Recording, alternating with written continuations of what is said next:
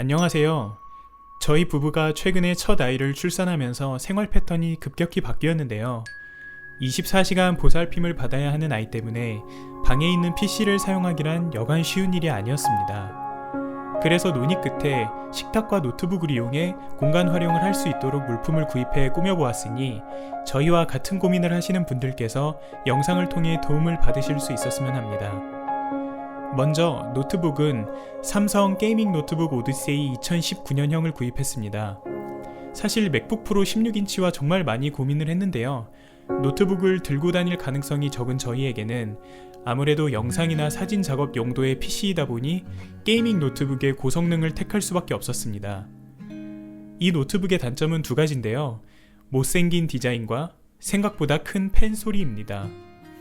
그런데 실물을 보니 생각보다 슬림하고 깔끔한 마감이 마음에 들었고 모가지가 왜 저렇게 기냐던 와이프도 디자인 부분에 있어서 만족감을 표시했습니다. 펜 소리 또한 자체적으로 저소음 모드를 지원하고 있어서 아이가 자고 있을 때는 유용하게 사용하고 있습니다. 그리고 키크론 K4 기계식 키보드를 구입했는데요. 식탁에 노트북을 설치하자고 마음먹은 후 가장 먼저 든 생각이 모든 연결은 무선으로 였습니다. 따라서 키보드를 선택한 조건은 블루투스를 지원하며 저소음 기계식 키보드여야 하고 오디세이를 커버해줄 만한 디자인에 10키가 포함되며 마지막으로 20만원을 넘지 말아야 한다. 위의 조건들에 키크론 K4가 적합하여 최종적으로 선택을 했는데요. 많은 리뷰어들이 불편해했던 키보드 높이가 저는 아직까지는 괜찮았습니다. 다만 디자인을 취하느라 버린 키 배열은 적응하는 데 아무래도 시간이 좀 걸릴 것 같습니다. 저는 방향키는 괜찮은데 델 키가 많이 불편하더라고요. 그리고 역시나 블루투스 모델로 구입한 로지텍 G304 마우스는 큰 고민 없이 구입했는데요. 원래 제가 데스크탑용으로 사용하던 G102 모델과 블루투스 유선 차이만 있다는 평을 듣고는 서슴지 않고 선택한 제품입니다.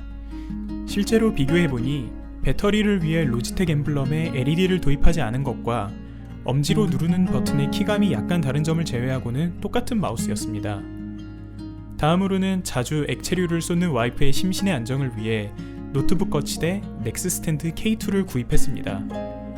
오디세이 노트북의 경우 발열 해결을 위해 뒷면에 환기구가 있어 개방형의 스탠드가 좋다고 판단했고 또 보관의 용이성을 위해 접이식으로 된 제품을 찾았습니다. 넥스 스탠드는 제 예상보다 더 예쁘고 간편했는데요. 특히 가장 아래의 단계로 거치하면 의외로 손을 노트북 자판에 올려놓고 타건하기가 생각보다 굉장히 편했습니다. 만약 제가 카페나 외부 지역에 노트북을 들고 간다면 노트북과 넥스 스탠드 두 개만 가져갈 것 같습니다.